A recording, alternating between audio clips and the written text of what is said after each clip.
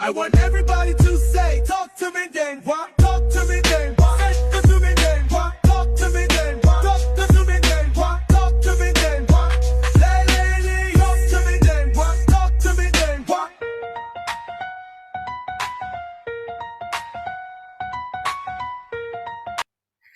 Welcome to today's episode. You see, today's episode is going to be a rant, basically. And as much as I've been trying to, balance my content, some episodes are rant and then some episodes, it's positive and I'm not ranting on anyone. But, people just make it so hard to be positive. Like, I can't believe what just happened.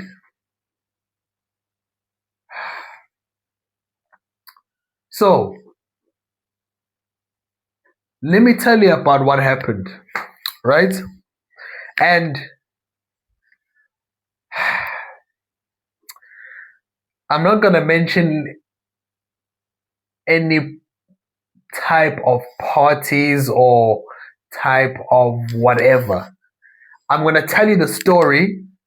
And as I'm telling the story, I want you to visualize and imagine as if you were there and think about who could possibly do this or what type of people are capable of doing this. And make sure you go down to the specifics. Although I will reveal who did this, I want you, as I'm telling the story, to imagine, because I don't want people to think that I'm just one of those who shit on a specific type of person unprovoked. No. When I talk about things, first of all, I generalize the things I talk about. It's all general statements. It's not specific, right? In most cases, unless if I'm quoting. But if I'm just sharing my opinions, it's just a general statement. So that's the first thing. Second thing, I use logic because I can't remember a time where an emotional argument did anything for me. Emotions pretty much waste time 90% of the time. But when you use logic, there's barely a time where logic fails or common sense, right? So, let's get to the story. So, I am helping a friend of mine, close friend of mine. This close friend of mine is bringing people over this side. I don't want to go into the specifics because it's not something to talk about, right? So, I was helping my close friend. He was bringing some people this side. When I was bringing those people this side, obviously they're going to need a place to stay. Then we booked a B&B where they're going to stay at for one night and then they leave the next day, right? Okay. So, we arrive at the B&B. Okay? I want you to follow carefully. We arrive at the B&B. When we arrive at the B&B, everything is sorted. We are told all the rules, right? And, what should you look out for? What should you not look out for? what are the strict things and the strict guidelines and, everything that we need to know about this BNB. Right? So it's just the two of us for now. Told everything. We look at the place. We're happy with the place. For its price, it is value. It's very beautiful. It's a very nice place. It has everything for its price. And judging from the location of the place, top notch. Right? So, time goes on. Now these people are close by. We have to go and fetch them. I stay at the B&B to make sure that there's someone who's going to receive them, welcome them, show them around. While my close friend is going to fetch the guys that he's bringing over. Right? And when he's bringing these guys over, as he's fetching them, he comes back with them. Both cars need to be parked.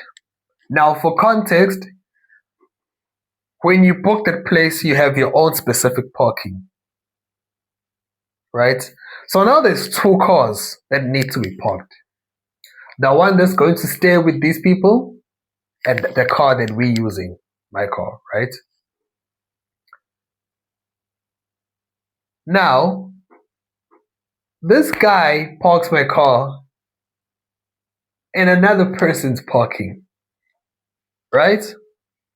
Okay, we welcome these people. This is the place. There's food, there's drinks, there's a pool, there's a place to braai, there's a place to chill, everything, there's everything. Wi-Fi password, here it is, everything, boom, clear, done. Now, let's get to the interesting part. So when we park this car in this parking that is not ours, there's no car there. But luckily, we were able to find the person who is staying at the BNB that is allocated to this parking, right? Then the guy asks him, listen, if you need to park the car, please let me know. We are not staying. We are just making sure that the people that we brought to the side, they are comfortable, very comfortable, and then we leave. But if it happens that we take time, please just knock, let us know, so that we move the car so that you can park your car and there are no problems. Right? Now this person didn't tell us that firstly, we are talking to the wrong person.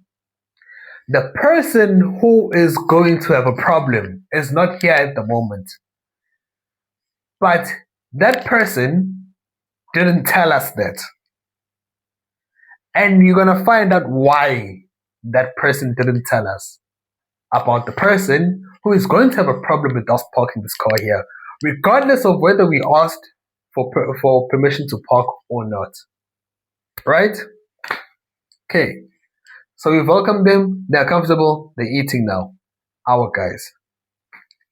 So the person who has a problem with us parking, with anyone parking in their reserved parking, arrives. What is the first thing that they do? They park the car in such a way that this car that we parked can't move anyway, which is smart. If you put yourself in their shoes, that's smart. Because there's no other way we can deal with this without us having to come to you and apologize. That's smart. Right? I still haven't mentioned any specifics. Right? I just want you to imagine this. Okay. Now this person who has a problem, this is where everything gets interesting. because this is how the drama started. Instead of asking this person that this person left, right?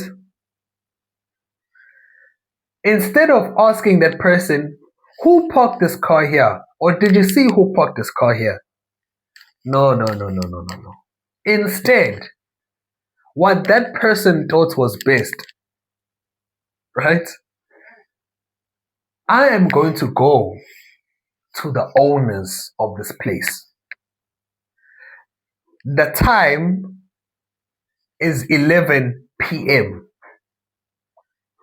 This person is making a decision right now that the best decision is to go and wake up the owners of the place.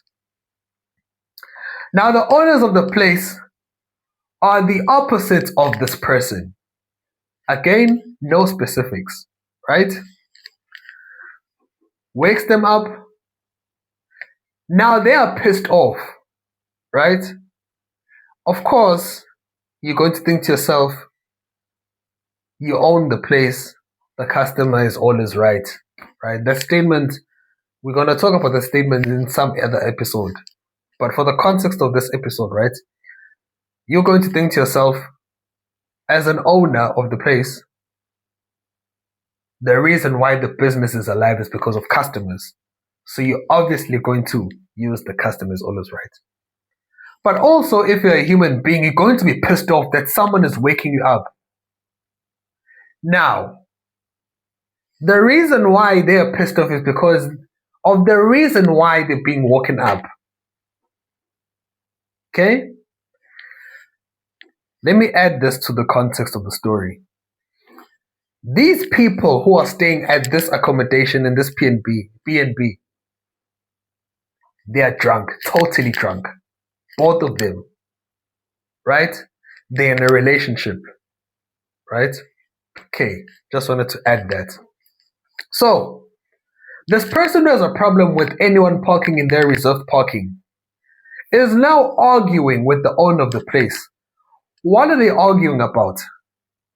There's a person who parked their car in my parking that I paid for, that I was told that I am the one who's supposed to park, and should there be anyone who parks there, I must come and tell you. That's that person's argument. The owner's argument is, okay, fair enough, but do you know who parked their car there? The answer is, yes, I know who parked their car there. Who is it? It's my neighbors. Well, did you ask them to move the car? Listen to the answer. I didn't have to, because I have to go and tell the owners of the place. Again, think about the specifics. I want you to think of who could possibly do this. Like, who is more than capable of doing this, right? So now there's a fight now. There's a fight. This person broke the door. Broke the property. So after that person breaks that property, the door, now they have to find a way to not be guilty. So what does this person do? Tries something that's going to lead to them being on the floor, so that they can open a case and report the fact that they are being assaulted. Specifics. I want you to think of the specifics, right? So, they're on the floor now, making so much noise. I'm hurt, I'm hurt, I'm hurt. Now, the other half of the owner, because they're married, of course, the other half has to come to us now, the neighbors, who were obviously wrong for that, for the parking, of course. In their mind, they're thinking to themselves, I woke up for this shit. I'm dealing with a person who, within their right, have to come to me and tell me that someone parked in my parking, right? Yes, common sense says, ask the people, listen, can you please move your car? So unless if I say no, then you can go, that's common sense. But no, they're in their own world, they live by their own rules. Pissed off, now it's a whole drama. Right. Now I want you to think of the things that have happened. I basically am wrong, although I didn't do this, but I'm with the group that's wrong for parking the car in the reserved parking that's not ours. But the reason why there's drama is because of the door and this person who's on the floor so that they can open a case. Because now they fucked up first and now they need to make sure that someone else fucked up so that there's two parties who fucked up and then we'll see who is more wrong than the other so that they lose the case and that they can claim for abuse and whatever. GBV. That's a hint. That's a hint. Have you thought of the specifics? That's the story. Now, to make things worse, the car is still blocking us, by the way. We can't move. We've already apologized. We apologize. We asked your other half that, hey, listen, please, let us know if you need us to move. But because that half is scared of the other half, who was going to have a problem with us parking this car here, rightfully so. But you would have thought to yourself, no, they did say if we need to park, let us let them know. But because that person is scared of the other person, that person made it seem like we never asked. Right? So, this person is blocking us because we witnessed her. Okay, now I have to go into the specifics. We witnessed the falling down of the person. So now the reason for our car being blocked is no longer us. The reason for us being blocked is no longer the fact that we are parked in the wrong parking. But now we need to show ourselves as witnesses of this whole drama when the police arrive so that that person has a solid case. The complaint has been written down, the statement has been taken, witnesses are there, they can explain themselves what happened, and obviously the people have to defend themselves, who they also call the police for, by the way. Both parties call the police for different things. One called the police for assault, one called the police for assault, for breaking property and also causing the drama. Right? Now, the police arrive. This is what makes me think, like, the police, I feel bad for the police. The police, when they arrive, they ask, what the fuck is going on? We explain the story. This person explains the story as it happened, thinking they know the law. Guess what the police said? First of all, let these people go. Because you're saying you don't have a problem with them anymore. The only reason why we're here is to solve the drama. We are not part of the team who were called for assault. For assault. We are part of the team who are called for the drama. So the police that are called for assault, they're coming later. By the way, they didn't come and they're not gonna come. So don't expect that. Move this car so that these people can go and raise your issue with the owner of the building. That's it. That's common sense. And that's the law. Right? This thing took 3 hours till 2 a.m., right? 2 a.m. Such a small thing. Let's get to the specifics. In this scenario, the person that we told, let us know if you want us to move the car, is a guy. The person who's going to have a problem with us parking this car here is a woman. She owns the car. She booked the place. For some reason, they were taking themselves out, but she was handling all the costs. The owner, obviously, is the wife and husband. It's a family business, right? And then us, it's guys only. So there's 2 women, and I think about, let's just say, 10 men in total. Now, if you think about the story, think about what happened. And now that you know who did all of this, does this surprise? Oh, sorry. We are all black. The owners are white.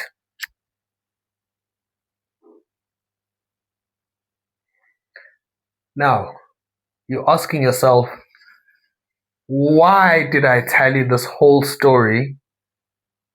Made you think about the specifics, the gender and race. Why? Simple. I am tired of protecting races in total, all of the races, black, white, or everyone. I'm tired because this woman is the reason why this whole drama took place. Because you're thinking to yourself, why didn't she just ask the guy, listen, who parked this car here? The neighbors did. Go to the neighbors. You angry at us, rightfully so. Listen, guys, you parked in my parking, I parked for this place.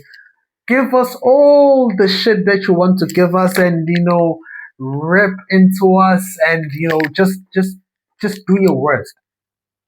Right? But no, you thought to yourself, I want people to look at me. I'm the main character of this drama. I'm going to wake up the owners. The owners must shoot on you. And if they pissed off at me, I'm going to win this case. The police, when they left, they said, this is all bullshit. It's bullshit. She's drunk, of which, according to the law, obviously, she didn't break any rules, although she was drunk, but she didn't break any law. So, but according to everything that took place, it's bullshit. Right? Pattern recognition. Now you're thinking to yourself, why am I not going to protect? If you are this person who thinks, no, whatever I must do, I must support my race to the end. Listen. People are stupid. I did say I make general statements, and in general, people are stupid. Common sense doesn't exist with people. Logic is not being used for some reason. It's always emotional arguments. This was all one emotional argument. If logic was used at any point of this drama, the issue would have been solved long time ago. But no, we have to focus on you. Now the reason why I'm saying the guy who was supposed to handle all of this didn't handle it because it's the typical, my wife tells me everything, my wife is the one who wears the pants, typical guy, right? Now, again, pattern recognition. The reason why I'm not protecting any race here, because as a person of my color, How am I supposed to defend, first of all, this black person? Let me not get into the gender yet. How am I supposed to protect this black person against the pattern that's always recognized with black people when it comes to drama, when it comes to fighting, when it comes to these type of things, when it comes to black people not being hospitable, right? Like it's kind of hard to accept black people when it comes to hosting them in hotels, B&Bs. This is the reason. This person is the reason why. How are you going to welcome a person like this to your place, whether it's a place of business or not? Yes, everyone has access, can buy, has the money to rent the place, has the money to whatever, right? They have all the means and the money. But when it comes to morals, how am I as a black person supposed to defend this black person? How? Now let's get to the gender, because it makes everything worse, right? She thought that if I take this matter into my hands, everything is going to go my way. Every single one of this guy tried to plead with her. Listen, you've already said these people, you don't have a problem with them anymore. You accepted their apology.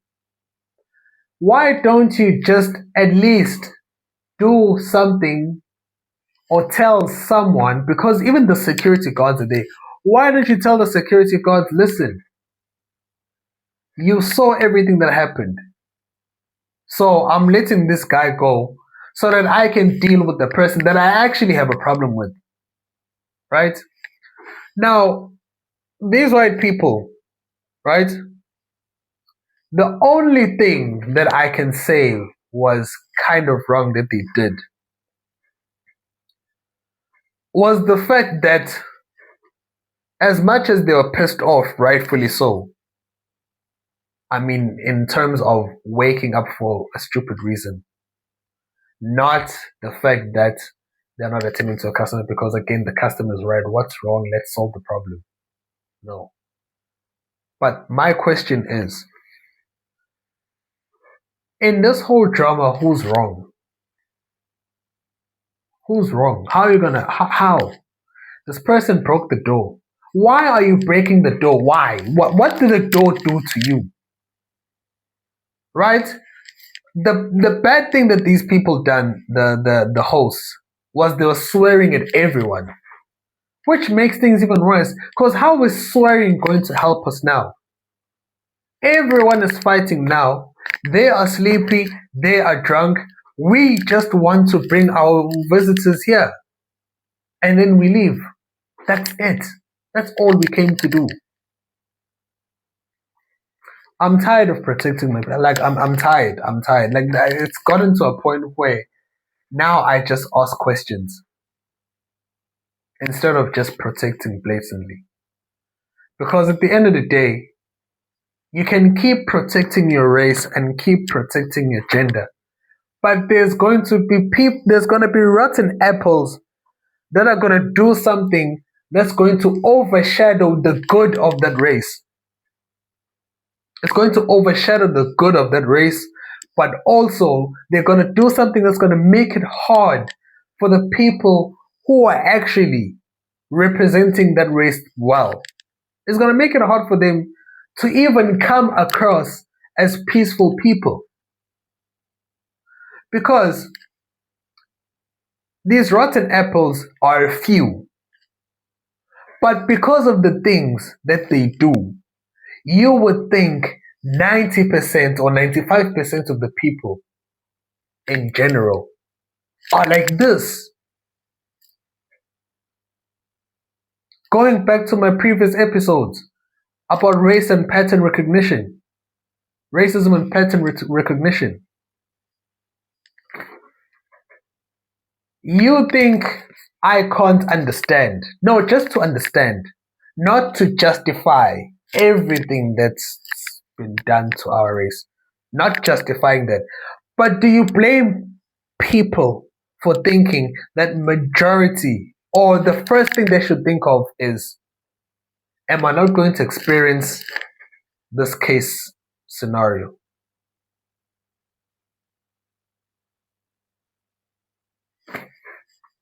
Whatever you think about my opinion, you have every right to think whatever it is that you're thinking. But if you're going to listen to this and just apply logic, you shouldn't have any problem with what I just shared with you. See you next episode. I want everybody to say, talk to me, Ntenjwa. Talk to me, Ntenjwa. Say to me, Ntenjwa. Talk to me.